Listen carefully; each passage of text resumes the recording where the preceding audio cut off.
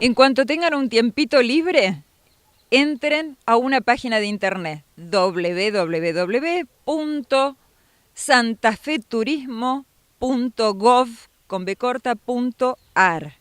Allí van a encontrar todas las actividades turísticas para hacer en nuestra ciudad capital, Santa Fe, que tiene muchísimo por mostrarnos. Santa Fe te espera. Viví el río y la ciudad, con todas las opciones para divertirte y conocer. Espectáculos, deportes, museos, puerto, casino y paseos por el río. Descubrí Santa Fe. Gobierno de la Ciudad de Santa Fe.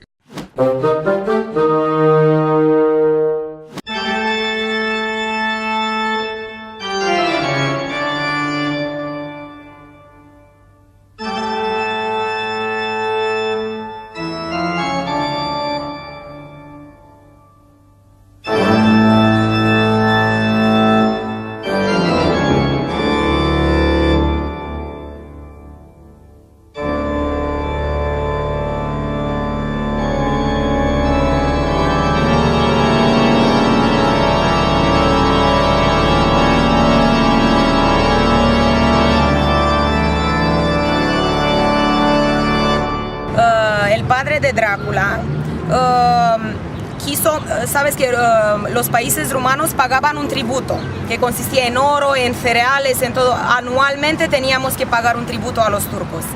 Y el padre de Drácula, que era rey de Valaquia, quiso hacer un pacto con los turcos y para disminuir el tributo estuvo de acuerdo en dejar a sus dos hijos en la corte otomana para que sean formados ahí y lleguen a ser parte de las tropas turcas y no de las rumanas. Sí, prácticamente los turcos lo que querían obtener con esto era no dejar heredero a la corte, sí, a la dinastía de Valaquia. El hermano mayor de Drácula parece que se adaptó muy bien al sistema turco, fue homosexual toda la vida, fue la querida de los turcos. En cambio, Drácula con 14 años se huyó y evadió del palacio turco y bueno, la leyenda dice que vino andando hasta Rumanía. Ahora no sé cómo vino, pero la idea es que llegó a Rumanía, a Valaquia, al sur, pasó el Danubio y llegó al sur, en Valaquia, en la corte de su padre. Su padre no estuvo de acuerdo con lo que hizo porque prácticamente se rompía el pacto con los turcos. Llegó Drácula a luchar en contra de su padre, lo echó del trono y se autodenominó rey de Valaquia, ¿vale? Se declaró desde el primer momento el peor enemigo de los turcos y en aquel momento empezó a aplicar, en ese momento le decían Vlad Dracula. ¿Por qué? Porque su padre era parte de una orden como son los masones, que era orden del dragón y tenían como símbolo un dragón. Dragón en rumano es Draco, ¿vale? Y le decían Vlad Dracula, que significa Vlad, el hijo del dragón, ¿vale? Por lo tanto, nada con Draco, con demonios, es simplemente un juego de palabras, un origen de palabras, sí. Bueno, en aquel momento le decían Vlad Dracula. Después, cuando ocupó el trono de Valaquia, empezó a aplicar las técnicas de tortura que había aprendido exactamente en la corte de los turcos, ¿vale? Y la más cruel que se quedó en la historia es esta de empalar. ¿En qué consistía? Que la aplicó exactamente en contra de ellos, de los turcos.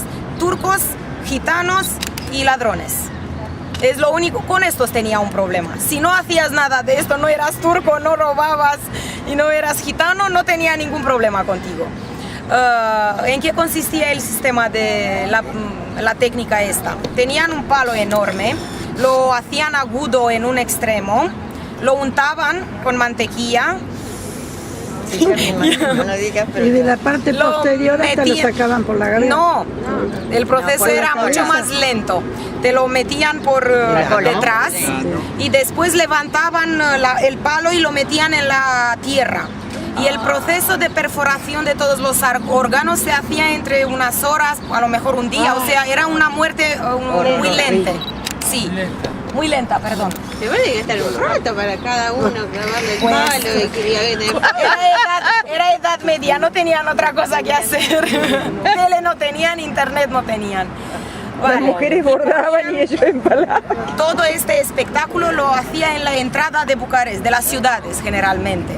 Y ponía como una barra de palos de estos con turcos empalados, para que las siguientes tropas, cuando tengan la intención de venir, lo primero que vean sea esto. Era prácticamente una forma, él estaba muy consciente de que como número de soldados era imposible ganar batallas en contra de los turcos. Ya os he dicho que ganó una batalla con 10% de las tropas que tenían los turcos. Era imposible, por vía normal y de pecho a pecho, era imposible ganar. Por lo tanto, lo que se podía hacer era asustarlos, hacer todo tipo de trampas para escaparte de ellos antes de que te encuentren, ¿vale? Esta es la historia. Sí, la historia verdadera. La idea es que en Transilvania era de príncipe Matías Corvin. Sí. Vlad Țepeș ya tenía una intención de unir los países rumanos bajo su reinado, bajo su nombre.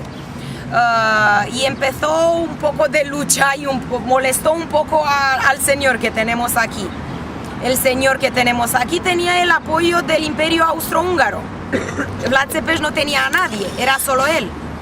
Por lo tanto, no era una lucha muy simple, muy igualitaria, pareja.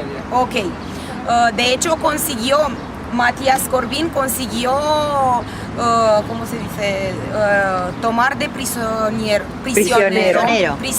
a Vlad Țepeș, y durante 12 años lo tuvo en una torre de prisionero.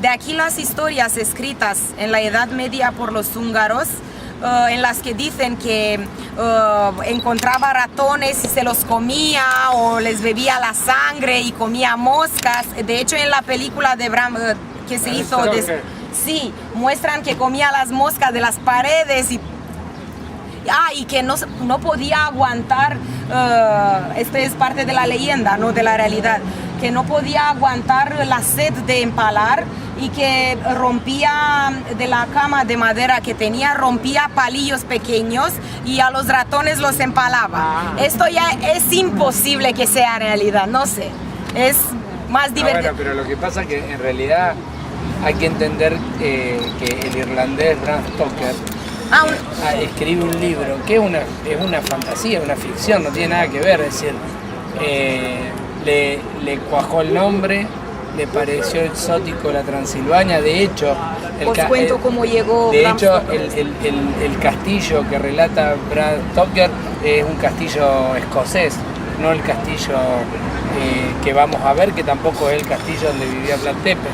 Es decir, cerró una historia con un montón de condimentos que lo hace interesante como historia, clásicamente típico de lo que se llama la literatura neogótica inglesa. Exactamente. Digamos, y está armado en eso. Es como Harry Potter, un poco, digamos, que cuenta toda una historia fantástica, con algunos lugares, con algunos objetos, con algunas ciudades, algunos edificios que son reconocibles, con lo cual la historia rápidamente se transforma y se hace creíble como historia, digamos. Primero de todo, que Bram Stoker nunca estuvo en Rumanía. Jamás. Nunca.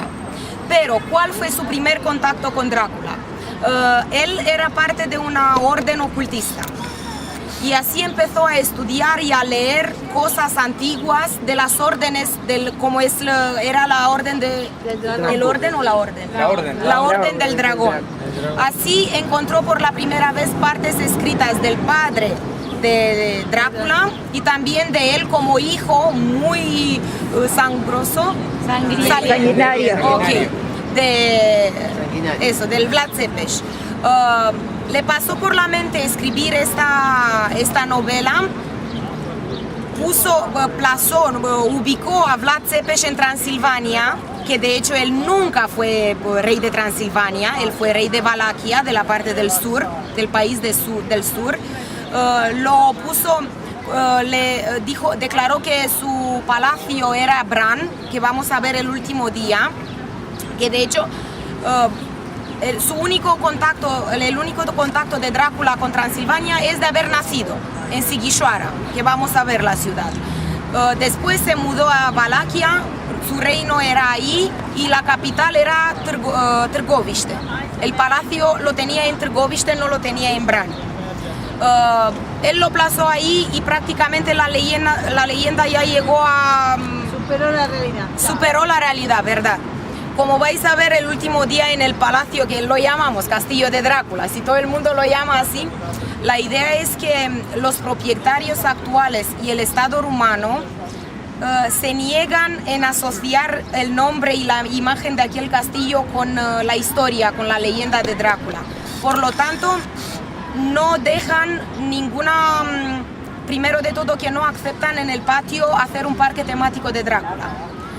En realidad las cosas pasan, o sea, veréis que está todo relacionado con Drácula a nivel de artesanía, a nivel de comercio y esto.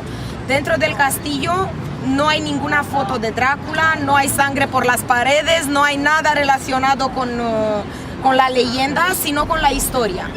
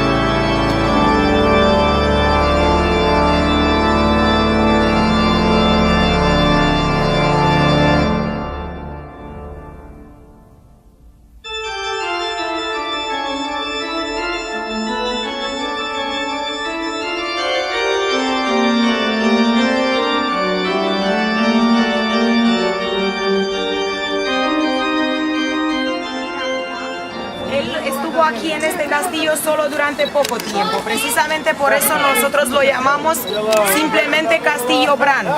Los extranjeros, por la leyenda de Drácula, han llegado a llamarlo Castillo de Drácula.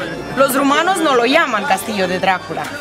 Prácticamente la capital del país, de Valaquia, cuando era rey Drácula, Vlad Țepeș, era en Târgoviște, en una ciudad de campo, nada de montaña, nada de fantasmas, nada de cosas de estas.